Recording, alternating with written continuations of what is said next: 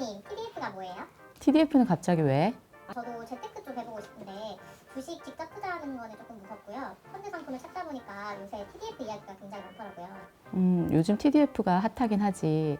TDF라는 건 네가 원하는 날짜에 맞춰서 네 투자 자산을 자동으로 운용해주는 펀드라고 생각하면 돼. 자율주행 알지? 자율주행처럼 네가 선택한 날짜를 목적지처럼 맞춰서 투자 자산의 비중을 뭐 주식, 채권, 대체 자산 등을 기간에 맞춰서 비중을 조절해 준다고 생각하면 되지.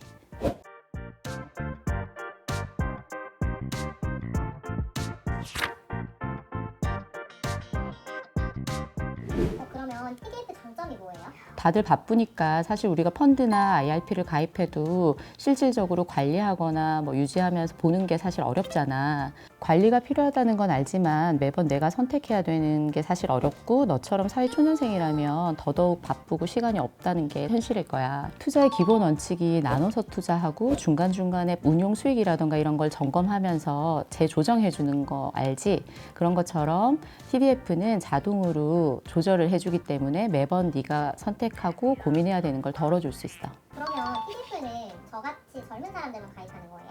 너처럼 젊은 사람도 가입 가능하지만 뭐 은퇴를 앞둔 사람들도 가입이 가능하고 2030, 2040, 2050처럼 다양하게 있고 투자 성향이나 기간에 따라서 다양하게 선택이 가능한 상품이지. TDF 펀드를 보면 뒤에 숫자 4자리가 있지? 이걸 빈티지라고 하는데 아주 중요한 숫자야. 이 숫자는 연도를 표시하는데 예상 은퇴 연도라고 보면 되고 이 시기가 되면 투자 상품의 비율이 낮아지게 되도록 비중이 자동으로 조정되는 거지. 보통 출생 연도에 60을 더해서 추천을 하는데 네가 몇 년생이지? 95년생이요. 95년생이면 거기에 60을 더하면 너한테 맞는 TDF는 2055가 되는데 투자 성향이나 뭐 기간에 따라서 다른 상품도 선택이 가능해. 근데 왜 60을 더하는 거예요? 60을 더하는 이유는 우리가 보통 은퇴하는 나이를 60세로 가정을 하면 출생 연도에 60을 더하게 되면 네 예상 은퇴 연도라고 보는 거지. 네가 선택한 2050의 경우에는 전체 자산의 비중 중에서 투자 상품에 투자하는 비율이 현재 시점으로 80% 정도라고 가정을 하면 그거보다 낮은 빈티지인 2040을 선택하게 되면 전체 자산의 투자 비중이 뭐 60% 정도라고 차이가 있다고 생각하면 좀 쉬울 거야. 이렇게 투자 상품 비중을 조정하는 곡선이 비행기가 활주로에 착륙하는 모습과 비슷하다고 해서 글라이드 패스라고 불리는데 이 글라이드 패스는 운용사마다 다를 수 있으니 비교를 해보고 선택하면 좋을 거야.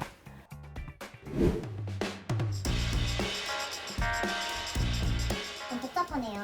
그러면은 TDF 아무거나 가입하면 되나요? 각 운용사별로 투자 상품의 비중이라던가 투자하는 지역이 다를 수 있기 때문에 너에게 맞는 상품을 찾는 게 중요해. 그리고 자산 비율 조정 전략이 다 다를 수 있기 때문에 같은 빈티지 상품을 운용사별로 비교해 보면 좋겠지? 일정 기간을 두고 수익률을 비교해 보고 시장의 수익률보다 어떻게 나오고 있는지 그리고 변동성이 큰 시장에서 수익률은 어땠는지 무엇보다 중요한 건 수탁고 그러니까 네가 맡기는 돈의 규모, 그러니까 전체 규모가 꾸준히 늘고 있는지 그게 가장 중요해. 실제로 은퇴하시는 고객들을 보면 오랜 기간 동안 뭐 투자를 하지 못한 자금에 대해서 후회하시는 경우가 많은데 너에게는 시간이라는 무기가 있잖아. 그래서 앞으로 너에게 맞는 TDF 상품을 찾아서 꾸준히 관리하면서 유지하고 점검하면서 너의 멋진 노후를 맞이하는 데 좋은 상품이 되기를 바래. 영상이 좋았다면 구독, 좋아요 부탁해.